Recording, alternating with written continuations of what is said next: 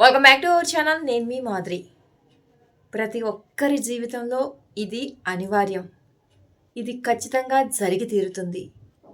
అలా జరిగిద్ది, అలా అనివార్యం అని తెలిసినా కానీ దానికి మనం రెడీగా ఉండకుండా అది వచ్చినప్పుడు మనం ఎంతో దుఃఖిస్తూ ఉంటాము.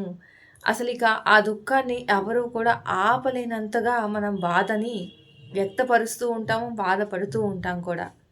అసలు దాని అంతటికీ కారణం ఏంటి? అసలు ఇంతకీ అదేంటి?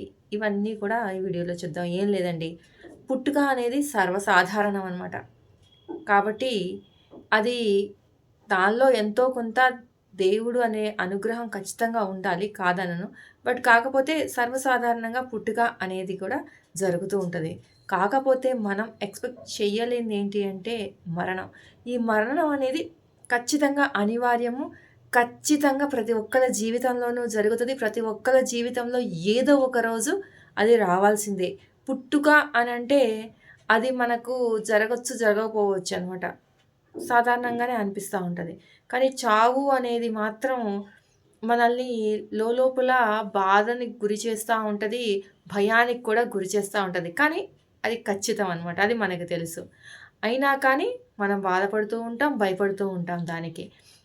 ఇంకా ఖచ్చితంగా ఇది మనకి వస్తది అని తెలిసినా, అంటే చావు అనేది మనకి వస్తది అని తెలిసినా కానీ, మనం ఇక్కడ ఈ భూమి మీద ఉన్నటువంటి ఏవైతే బంధాలు, అనుబంధాలు ఇవన్నీ ఉంటాయో, అది మనం ముడివేసుకొని ఉండిపోతాం అనమాట వాటికి. వీళ్ళు నా వాళ్ళు, వీళ్ళు నా నా నా మా అమ్మ, మా అక్క, మా తమ్ముడు, మా అన్నయ్య, మా కొడుకు, మా కూతురు ఇలా మా అంటే ఈ భూమి మీద ఎవరైతే ఉన్నారో ఆ రిలేషన్‌షిప్స్ ఏవైతే ఉన్నాయో అవన్నీ శాశ్వతము. ఈ శరీరం శాశ్వతము అనేటటువంటి ఒక భ్రమలో మనం బ్రతికేస్తూ ఉంటామనమాట. కానీ మనకు తెలుసు ఇది అశాశ్వతమని. కానీ ఈ శాశ్వతమైన బంధాలు నేను శాశ్వతం అన్న ఇదిగా మనం బతుకుతాం. ఎందుకంటే మనం మనుషులం కదా! మనుషులం కాబట్టి ఆ మోహాలు వాటికి లోనైపోయి మనం అలా బతికేస్తూ ఉంటాం అనమాట. కానీ మన రిలేషన్స్ మీద కానీ, మన శరీరం మీద కానీ దేని మీద కూడా మనకు మోహం లేకుండా ఉండడమే జీవితము అనే పరమార్థం మనం తెలుసుకున్నప్పుడు ఖచ్చితంగా మనకి మోక్షం అనేది లభిస్తుంది. అంటే ఎప్పుడు ఏ క్షణంలో ఆ పరమాత్మ మనల్ని పిలిచినా కానీ మనం రావడానికి, వెళ్ళడానికి రెడీగా ఉంటామనమాట.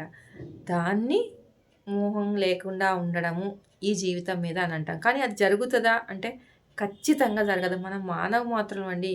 మనం ఏమి దైవాంశ సంభూతులం కాదు కదా! కాబట్టి ఖచ్చితంగా అది జరగదు. కానీ ఎప్పుడైతే ఈ సత్యం తెలుసుకుంటాడో అప్పుడు ఖచ్చితంగా ధైర్యవంతుడవుతాడు మనిషి. ఎలాంటి సిట్యుయేషన్స్ వచ్చినా ఎదుర్కొనేటటువంటి గట్స్ అనేది వాళ్ళకి వస్తదనమాట. ఎందుకంటే ఏం జరుగుతది?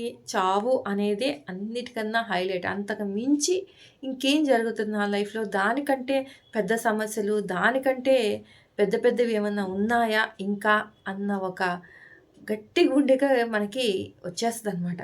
కాబట్టి మనం దేన్నైనా సహించగలిగేటటువంటి శక్తిని మనము సంతరించుకుంటాం మన లైఫ్‌కి. కాబట్టి ఎప్పుడు కూడా ఈ చావు అనేది ఒకటి ఉంది. అది ఖచ్చితంగా అనివార్యము అనేది ఎప్పటికీ మైండ్‌లో పెట్టుకోండి. కానీ ఎప్పుడో ఒక రోజు చస్తాం కదా అని రోజు చావాలా అనంటే రోజు చావమని కాదు. చావంత పెద్దదానికి మనము సంసిద్ధమై ఉన్నప్పుడు ఇవన్నీ చిన్న చిన్నవి కదా అన్న ఒక ఫీలింగ్ వస్తది.